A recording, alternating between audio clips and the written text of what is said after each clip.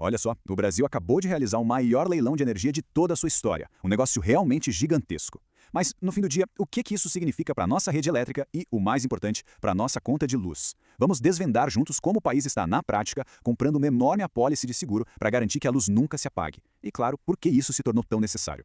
E aqui a gente já chega na grande pergunta, né? Poxa, o Brasil tem uma das matrizes de energia mais limpas do planeta, a gente se orgulha disso. Muita hidrelétrica, muito sol, muito vento.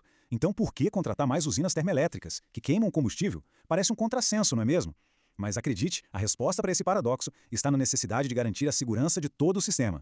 Para a gente entender bem essa história, separei tudo em 5 pontos. Primeiro, vamos falar sobre esse tal paradoxo das fontes renováveis.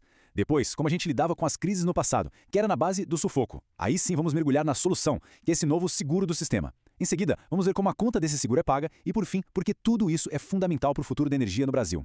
Então vamos lá, começando pelo começo. A grande beleza das energias renováveis é, ao mesmo tempo, o seu maior calcanhar de Aquiles. Elas são intermitentes. É bem simples de entender, né? O sol não brilha de noite e o vento às vezes simplesmente para de soprar. E para ter uma ideia do tamanho desse desafio, olha só esse número, 45 gigawatts.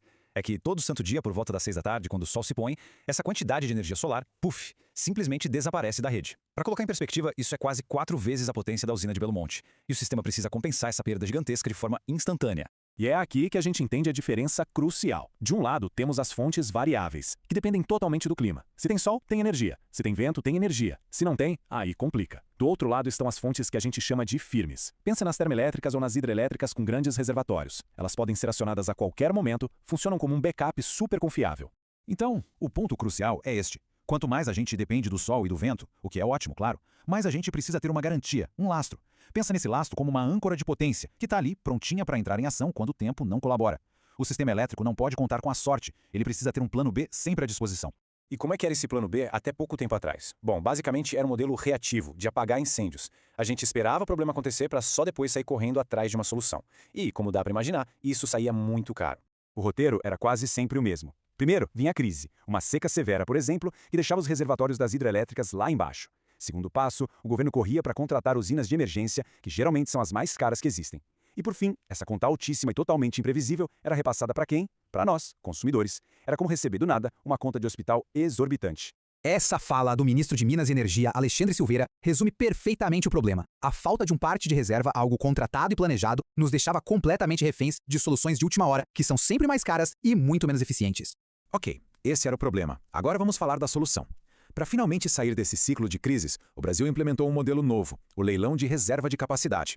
A ideia é parar de apagar incêndio e passar a se planejar. É, literalmente, como contratar uma apólice de seguro para todo o sistema elétrico.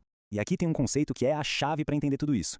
Esse leilão não contrata a energia em si, aquela que a gente consome. Ele contrata a potência. E o que é isso? É a capacidade de gerar a energia. Em outras palavras, o sistema está pagando para que as usinas fiquem ali de prontidão, disponíveis para serem ligadas a qualquer momento. É a garantia de que a força vai estar lá quando a gente precisar. Para a gente ter uma noção da dimensão disso, dá uma olhada na escala desse leilão de 2026. Foram contratados 19 gigawatts de potência. Isso é muito mais do que o leilão da gigante hidrelétrica de Belo Monte em 2009 e mais de 4 vezes maior que o primeiro leilão desse tipo que aconteceu em 2021. É, de longe, o maior da história do Brasil. E claro, um leilão dessa magnitude mobiliza uma quantidade impressionante de capital. A estimativa é de 64,5 bilhões em investimentos para viabilizar toda essa nova capacidade. Isso mostra o impacto econômico gigantesco que essa iniciativa tem. E quem vai fornecer essa segurança toda? Bom, foram grandes empresas do setor. Nomes como Eneva, Petrobras e Âmbar Energia foram os principais vencedores, junto com outros gigantes também. São elas que terão a responsabilidade de manter essas usinas prontas para operar assim que o sistema precisar. Tudo bem, mas quem é que paga por essa apólice de seguro e como? Bom, agora a gente chega na parte que afeta diretamente o bolso de todo mundo, o novo modelo de cobrança. Aqui a gente consegue comparar bem os dois mundos. Antes, era um custo de emergência, volátil, que muitas vezes caía de forma desproporcional no colo de alguns consumidores. Agora, a gente passa para um custo planejado, fixo e, o mais importante, dividido entre todos os usuários do sistema. A analogia é perfeita. A gente sai da conta de emergência do hospital para uma pólice de seguro com uma parcelinha mensal previsível. Essa parcela do seguro tem um nome oficial na conta de luz, Encargo de Reserva de Capacidade, ou ERC.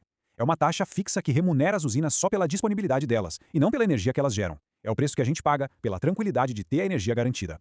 E quem paga esse encargo? A resposta é simples: todo mundo. Desde o consumidor residencial, que está no mercado regulado, passando pelas grandes indústrias do mercado livre, até quem produz a própria energia.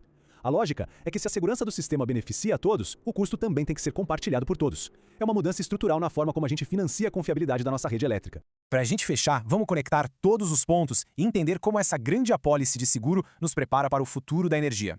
Como a própria empresa de pesquisa energética destacou, este leilão não é só sobre contratar usinas, mas sim sobre inaugurar um novo modelo contratual para o setor elétrico. É uma modernização que finalmente reconhece a nova realidade de uma matriz energética com muito mais fontes que variam, como a solar e a eólica. E essa é a grande sacada de tudo isso. Ao ter essa garantia, esse seguro de potência firme e flexível, o Brasil ganha a confiança necessária para acelerar ainda mais a expansão da energia solar e eólica. Em outras palavras, as termoelétricas acabam funcionando como a base que permite que as fontes renováveis cresçam de forma segura, sem colocar o sistema em risco. Uma coisa viabiliza a outra. Então, no fim das contas, esse leilão de reserva não é uma contradição à agenda verde, mas sim uma peça fundamental para viabilizá-la com segurança. E a discussão que fica para a gente pensar é sobre o balanço delicado entre esses três pilares. Encontrar o ponto perfeito entre ter uma energia segura, limpa e com preço justo. Bom, esse é o grande desafio para o futuro energético do Brasil.